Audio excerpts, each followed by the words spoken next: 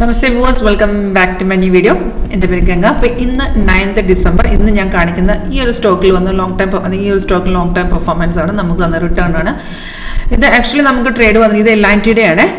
നമുക്ക് ട്രേഡ് വന്നിരിക്കുന്നത് വെച്ചാൽ നവംബർ 22 വന്ന ട്രേഡാണ്. ഇപ്പോഴും അത് കണ്ടിന്യൂ ആണ്. ഇപ്പം നോക്കാന്നുണ്ടെങ്കിൽ 365 പോയിന്റ് കയറി നിൽക്കുവാണ്. നമുക്ക് ട്രേഡ് വന്നിരിക്കുന്ന 3581 വന്ന ട്രേഡാണ്.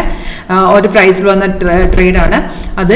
ഇന്ന് നോക്കുകയാണെന്നെങ്കിൽ ഇന്നും മാർക്കറ്റ് ആ ഒരു അപ് ട്രെൻഡ് തന്നെ കീപ്പ് ചെയ്ത് ഓൾറെഡി നമ്മുടെ ടാർഗറ്റുകൾ അച്ചീവ് ചെയ്തിട്ടുണ്ടായിരുന്നു. അപ്പം നമുക്ക് ഈ സിഗ്നൽ വരുമ്പോഴത്തേക്കും ഇല്ല, നമ്മൾ ട്രേഡ് ചെയ്യുമ്പോൾ അത് ആ ഷെയർ നമുക്ക് ബൈ ചെയ്യുന്നതിന് മുമ്പായിട്ട് നമ്മളത് കൺഫേം ആണെന്ന് നോക്കണം. കൺഫർമേഷൻ ഇത്രയേ ഉള്ളൂ. നമ്മൾ എല്ലാ വീഡിയോസിലും പറയുന്നതാണ്. ബൈ സിഗ്നൽ ആണെങ്കിൽ ആരോ വന്ന ശേഷം തൊട്ട് താഴത്തെ ഈ ബാറ് നമ്മുടെ കൺഫർമേഷൻ ബാറാണ്. ആ കൺഫർമേഷൻ ബാർ ഇതുപോലെ ഗ്രീനിലോട്ട് വരണം.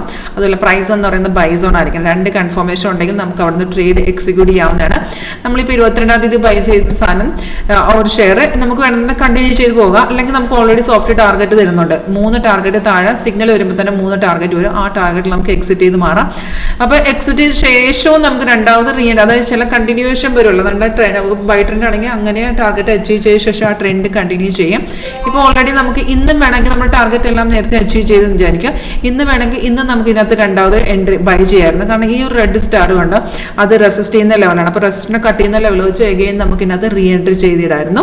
അങ്ങനെയാണെന്നുണ്ടെങ്കിൽ ഇപ്പോഴും ആ ഷെയർ നമുക്ക് കണ്ടിന്യൂ ചെയ്യാം. ബൈ തന്നെ നമുക്ക് ഹോൾഡ് ചെയ്യാവുന്നതാണ്.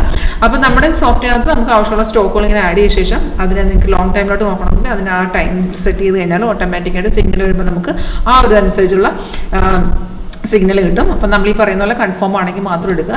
ഇതുണ്ട് ഇവിടെ 22 വന്ന ശേഷം മാർക്കറ്റ് ഇവിടുന്ന് ഇറങ്ങിയിരിക്കുന്നതാണ്ടാ.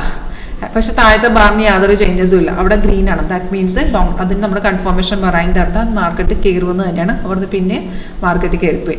അപ്പം നിങ്ങൾക്ക് ഇതിൻ്റെ ഒരു സ്ട്രാറ്റജി ലൈവാണ്. അതിപ്പം ഏത് മാർക്കറ്റിലാണെങ്കിലും അതുപോലെ നിങ്ങൾക്ക് സ്വിങ്ങോ സ്കാൽപ്പിംഗ് ഇൻട്രാഡേയിലോ പെർഫോമൻസ് കാണാൻ ഇൻട്രസ്റ്റ് ഉണ്ടെങ്കിൽ വീഡിയോ ഡിസ്ക്രിപ്ഷൻ ബോക്സിൽ ചെക്ക് ചെയ്ത് കോൺടാക്ട് ഡീറ്റെയിൽസ് കിട്ടും. കോളർ വാട്സപ്പ് സെയിം നമ്പർ തന്നെയാണ്.